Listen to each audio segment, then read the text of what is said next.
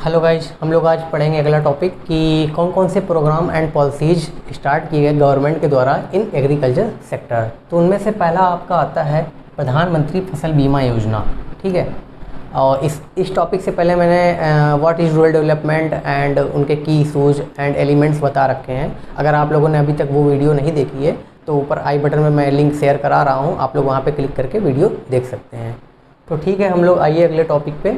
प्रधानमंत्री फसल बीमा योजना, मैं आपको मेन 4 पॉइंट बताऊंगा जो गवर्नमेंट के द्वारा जो प्रोग्राम स्टार्ट किए गए हैं। मेन 4। पहला आपका प्रधानमंत्री फसल बीमा योजना, सेकंड प्रधानमंत्री कृषि सिंचाई योजना, एंड अगला आता है परंपरागत Krishi Vikas Yojana, and last one rainfed area development programme. ये आपके 4 मेन टॉपिक हैं जो इसके अंदर एग्रीकल्चर सेक्टर के अंदर आते हैं। ठीक है, यही आपके मेन एग्जाम में AKTU एग्ज़ाम में आते हैं। ये 4 आप हेडिंग अगर अच्छे से तैयार कर लेंगे तो आपको इस क्वेश्चन के लिए कोई दिक्कत नहीं होगी।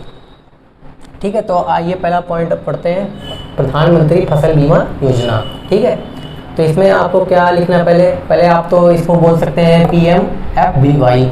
आप पहला पॉइंट ये भी लिख सकते हैं कि it is stand for PMBFY is stand for प्रधानमंत्री फसल बीमा योजना। ये आपका पहला पॉइंट हो गया। ठीक है, सेकंड पॉइंट आप क्या बताएंगे कि यह एक it is government sponsored crop insurance scheme. ठीक है, तो इसको क्या बोल सकते हैं आप लोग कि यह गवर्नमेंट के द्वारा स्पॉन्सर्ड की गई, मतलब प्रायोजित की गई एक क्रॉप इंश्योरेंस स्कीम है। यह एक क्रॉप इंश्योरेंस स्कीम है जो प्रायोजित की गई गवर्नमेंट के द्वारा। ठीक है, सेकंड पॉइंट आता है आपका कि यह किसके द्वारा स्टार्ट की गई और कब की गई। तो इसमें आप पढ़िए प्रधानमंत्री फसल बीमा योजना started by ministry of agriculture and farmers welfare new Delhi from 2016 in India. तो यह कब स्टार्ट की गई? 2016 में इंडिया की कैपिटल दिल्ली में किसके द्वारा? Ministry of agriculture and farmers welfare के द्वारा यह स्टार्ट किया गया। अब अगला पॉइंट आता है कि farmers page maximum of 2% kharif crops, 1.5% rabi and oil seed crops, 5% annual commercial crops. इसका कहने का क्या मतलब है? ये मेन पॉइंट है आपका, स्टार लगा लीजिएगा इस पॉइंट पे। इसका कहने मतलब जो आपकी ये बीमांकित प्रीमियम योजना स्टार्ट करी गई, इनमें से इसके तहत किसान को 2% खरीफ फसलों और 1.5% रबी एंड ऑयल सीड फसलों एंड 5% एनुअल कमर्शियल फसलों का भुगतान देना पड़ता था इसके तहत। ठीक है, अब आता है हमारा अगला पॉइंट, चौथा पॉइंट में क्या है कि remaining part of actual premium is shared equally bye centre and state government. इसका क्या मतलब है कि जो बचा हुआ बीमांकित प्रीमियम योजना है उसका जो आधा मतलब इक्वली शेयर्ड पार्ट जो है साझा किया जाता था किसके द्वारा? सेंटर एंड स्टेट गवर्नमेंट, केंद्रीय एंड राज्य सरकार के द्वारा। ठीक है, ये आधा शेयर किया जाता था। ठीक है, तो आपको मैंने इसमें 4 पॉइंट बताए हैं, जिसमें से सब 3rd पॉइंट मेन है, आपका इम्पोर्टेंट है ये। ठीक है, ये आप लोग याद रखिएगा। इसका क्या है आपको बताया मैंने कि बीमांकित प्रीमियम जो योजना स्टार्ट करी गई थी उसके तहत किसान को अधिकतम से अधिकतम 2% खरीफ फसलों पर भुगतान देना पड़ता था, 1.5% रबी एंड ऑयल सीड फसलों पर भुगतान देना पड़ता था और 5% एनुअल कमर्शियल फसलों पर भुगतान देना पड़ता था। ठीक है, ये आपका मेन पॉइंट है। हम लोगों ने अभी तक क्या पढ़ लिया था? प्रधानमंत्री फसल बीमा योजना क्या होता है। अब हमारा अगला हेडिंग आता है प्रधानमंत्री कृषि सिंचाई योजना क्या होती है। तो पहला पॉइंट इसमें आता है आपका कि यह आपका अप्रूव किया गया कैबिनेट कमेटी के द्वारा। कब किया गया? 1 जुलाई 2015 को। सेकंड पॉइंट क्या कह रहा है? सेकंड पॉइंट ये कह रहा है कि ये आपका पॉइंट आता है सिंचाई पर, इरिगेशन और सिंचाई पर आता है।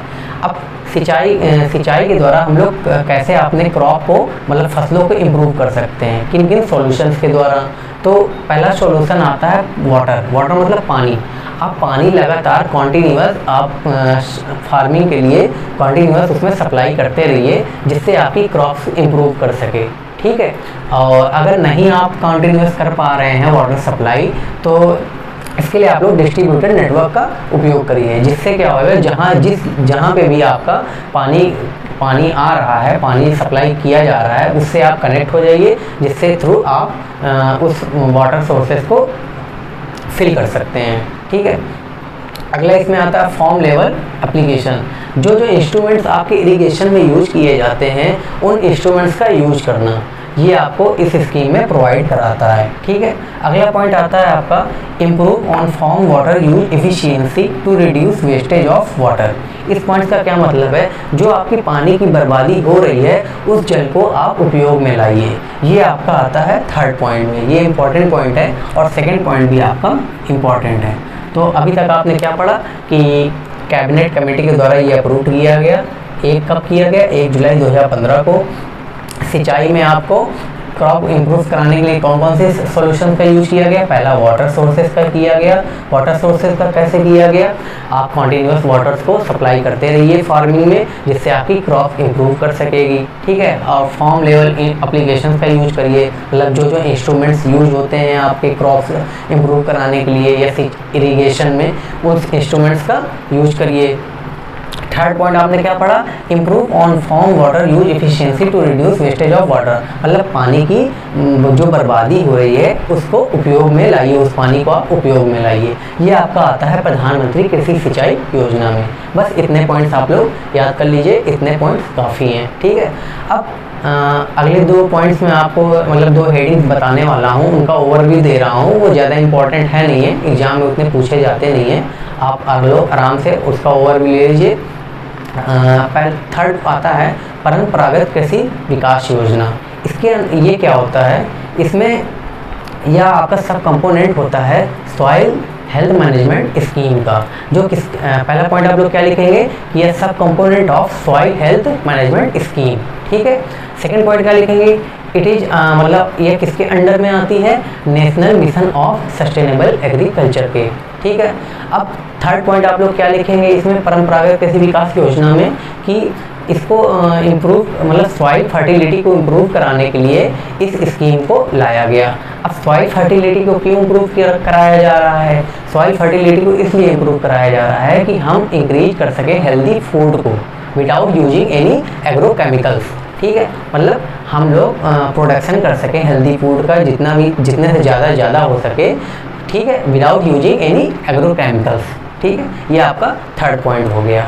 फोर्थ पॉइंट आप लोग क्या बता सकते हैं परंपरागत कृषि विकास योजना में, फोर्थ पॉइंट ये बता सकते हैं आप लोग कि डिसेमिनेट द ऑर्गेनिक टेक्नोलॉजीज। ठीक है, मतलब आप लोग नई टेक्नोलॉजीज का यूज कर सकते हैं स्कीम में। ठीक है, ये आपको मेन 4 पॉइंट आपको बताते हैं, इनका ओवरव्यू आप लोग ले लीजिए।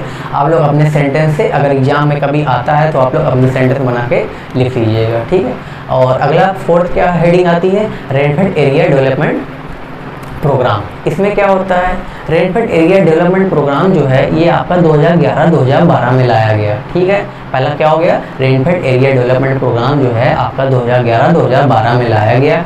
यह एक सब स्कीम होती है, किसके अंडर में आती है, राष्ट्रीय कृषि विकास योजना के अंतर्गत आती है। तो पहला पॉइंट आपका हो गया कि 2011-2012 में लाया गया। सेकंड हो गया किसके अंडर में आती है, राष्ट्रीय कृषि विकास योजना के अंतर्गत आती है। थर्ड पॉइंट आप लोग क्या लिखेंगे कि यह स्कीम क्यों लाई गई, यह स्कीम मेन इम्प्रूव करने के लिए किसकी, quality of life of farmer, मतलब फार्मर्स की क्वालिटी ऑफ लाइफ को इम्प्रूव करने के लिए यह स्कीम लाई गई। अब कैसे इम्प्रूव कर सकते हैं उनके लाइफ को, तो मेन तो यही है कि अगर उनकी इनकम बढ़ा दी जाए, मतलब इन्हेंसमेंट ऑफ हिज इनकम्स, मतलब उनकी इनकम्स में वृद्धि ला दी जाए, तो उससे उनकी क्वालिटी ऑफ लाइफ में सुधार आ जाएगी। और और अगला पॉइंट क्या बता सकते हैं आप लोग इसमें कि अगर आप फ्लड आ गया या किसी भी कारण उनके खेती बर्बाद हो गई है तो गवर्नमेंट का उनका सपोर्ट हो, गवर्नमेंट का सपोर्ट रहेगा तो उनके दिक्कत नहीं होगी उनको जीवन जीने में।